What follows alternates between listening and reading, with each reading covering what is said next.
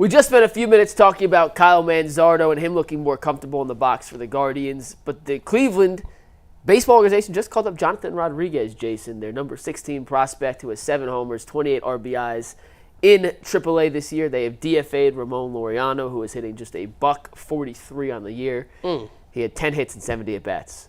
Just not good enough. And now between Laureano, Straw, and Gene Segura, they have 18.7% of their payroll not on the team anymore and/or DFA'd, and that is close to about $15 million. I forget the exact number. I wrote it down. If you give me 1 second to pull up my notes, I can tell you.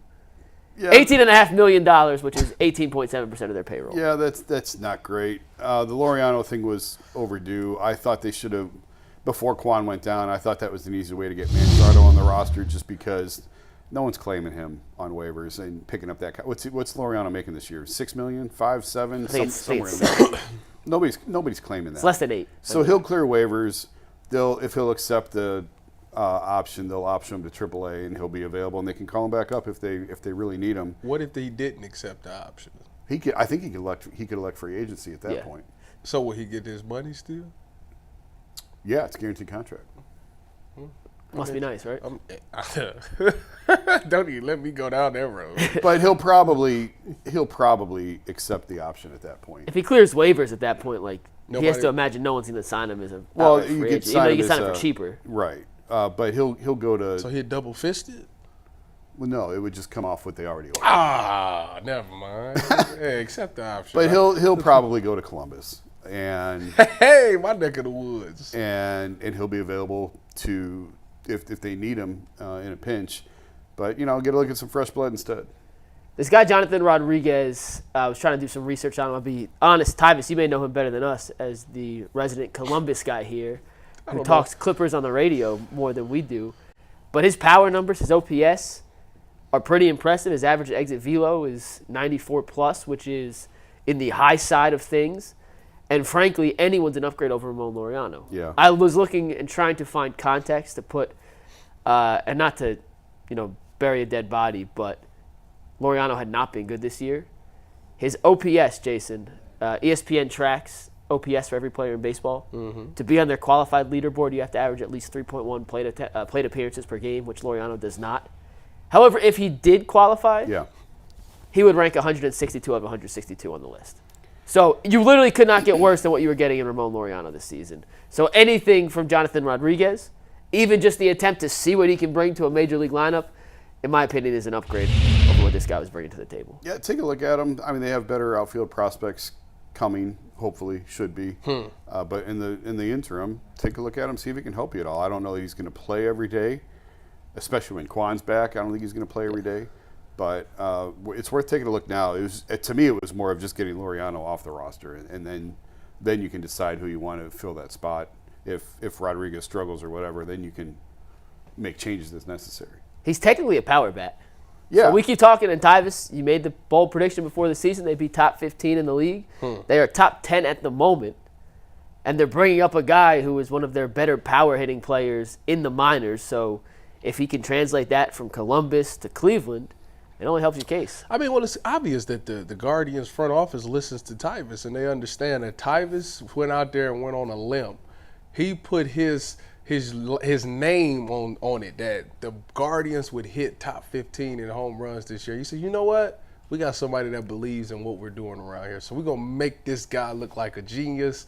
Sorry, Jason, and sorry, boy. Y'all need to be more positive like me, and just know that the home run thing it's like turnovers in football. Sometimes it just falls your way, and the next year it don't. Yeah. That's how I feel about home runs. 1 year you just gonna be down in the slumps, but the next year the bat gonna get hot.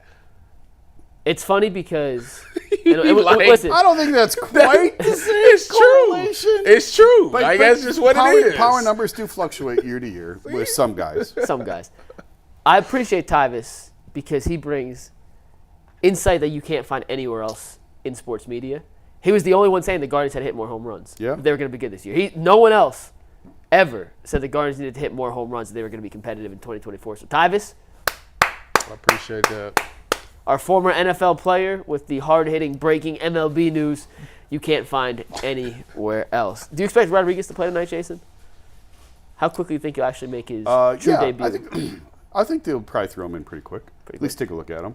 No sense in bringing him up, put him on the bench. Where does he bat in the lineup? Toward the bottom. Yeah. After Manzardo? 6th or lower.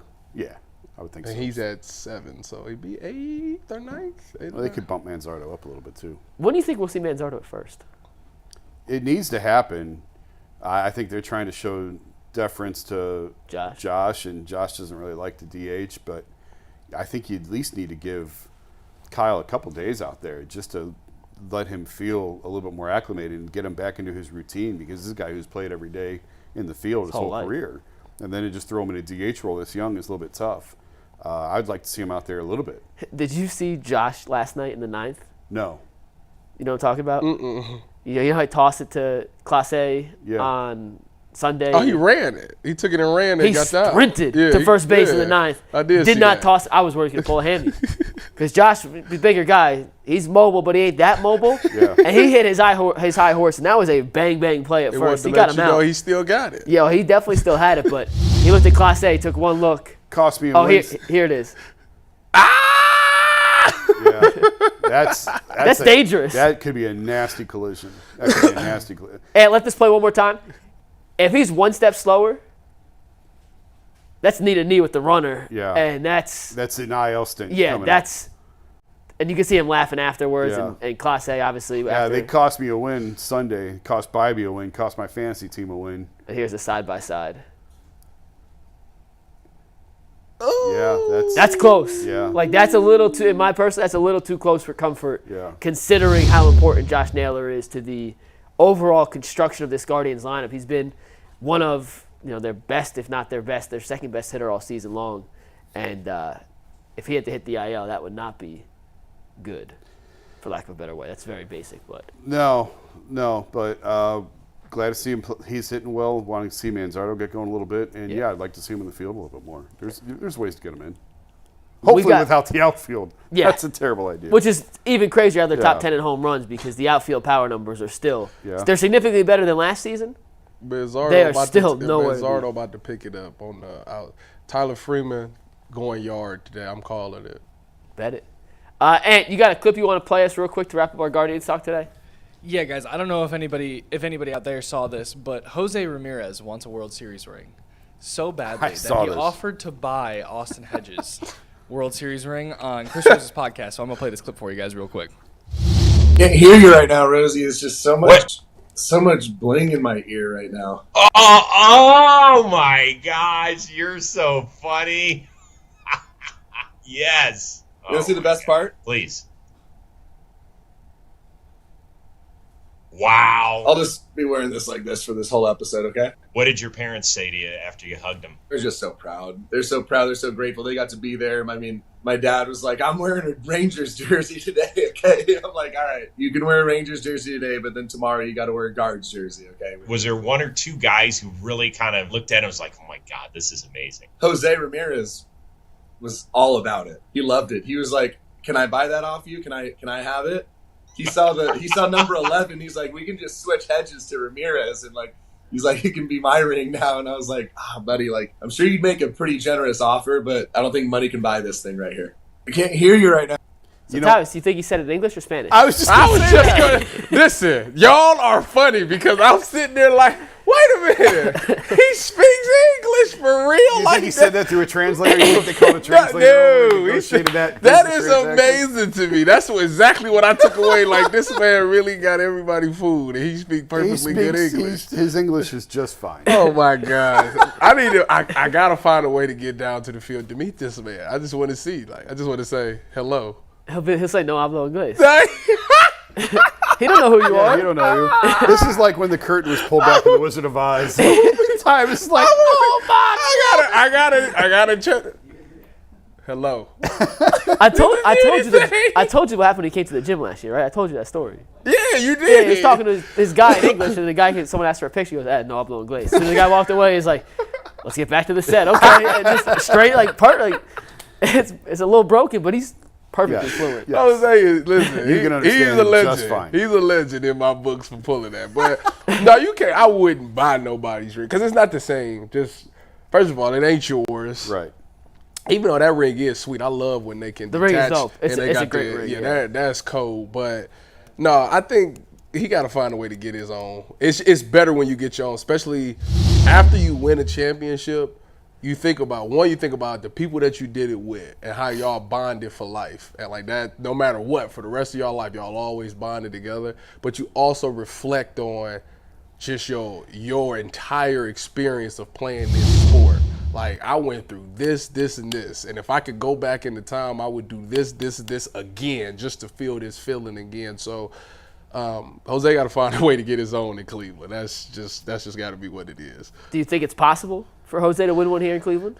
Yeah, I think, me and Bull always argue about this, and I think he might be right. Baseball is the only sport that when playoffs come around, anybody could win it. Like, it's not like, how in basketball, it's like, all right, the Celtics is at the top. The Celtics is guaranteed to make it. Or in football, Kansas City Chiefs is guaranteed to make it. Baseball is one of those things that if the pitcher ain't pitching or the bats ain't hitting, you're not going to win in the playoffs. And anybody can get hot at the right time, and you can cause major upsets. So I think he's got as good a chance as anybody else that makes the playoffs every year.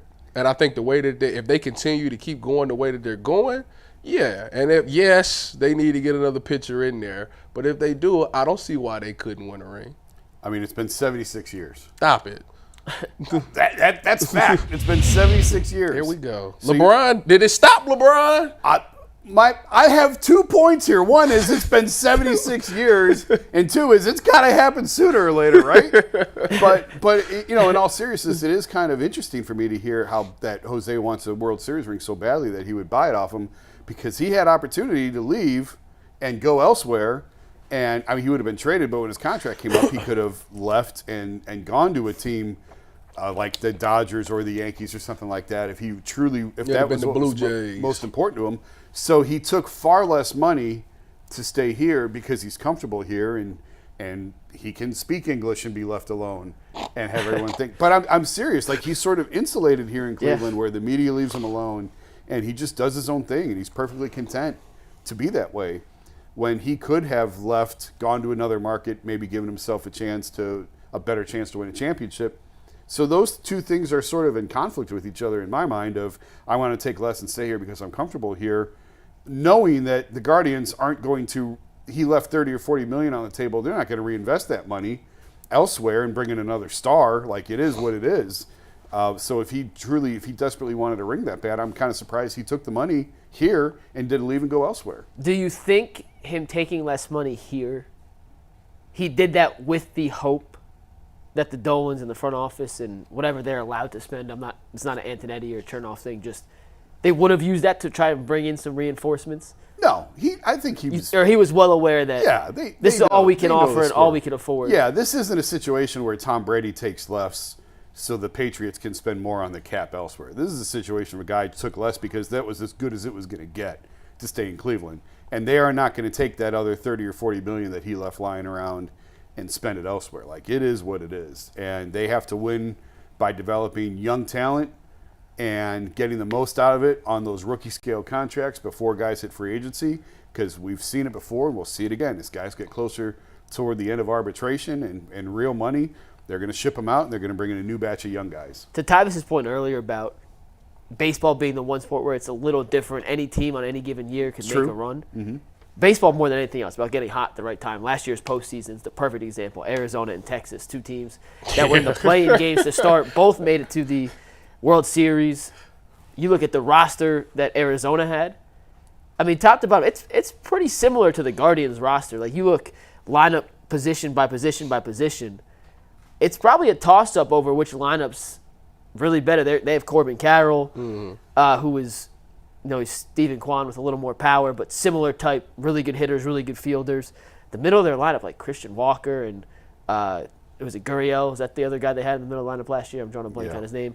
I mean, that's Naylor and Jose equivalent, but I'd probably take Jose and Naylor. Like, it's not like they had some stacked, like they beat the Dodgers in the playoffs. The Rangers beat all these teams that had these exuberant payrolls. So if there is a sport where you can win on the margins at the highest of levels, it is baseball. The Guardians were there in 2016. I don't think it's impossible for them to get back. No, I mean, Game 7 in 2016, you can't get any closer than that. No. And obviously, you know, that would have been unbelievable to celebrate 2 championships. Man. You go 50-plus years without any, and then to get 2 within a few months would have been wild. But, yeah, they're right there. And just a chip in a chair. If you get in, especially with the way this team can pitch and with the bullpen and everything else we were talking about earlier, if they get in, they got a chance. Tyvis, any last thoughts on the Guardians before we move over to the Browns? My last thoughts on the Guardians is that I love what I'm seeing right now. As long as they keep going, they're definitely going to be in the running for a World Series. And I think that if they continue to keep progressing like this, you can't take them lightly no more. Like I say, it's been one of those things. It's been nice to say, yeah, it's a great start, but at some point it's going to catch up to them. If the Cleveland Browns showed you anything with us transitioning to the Cleveland Browns next, it don't matter what used to happen or what people expect to see. You go out there, you overcome the odds, and that seems to be the mantra in all Cleveland sports. I mean, the Cavs had some injuries, and boom, they still kept it going. Browns had the injuries, they kept it going, and they just win in ways that you just can't believe. I think right now, that's just what the Cleveland scenery is. You find a way to get it done, and that's what this Guardians team is doing.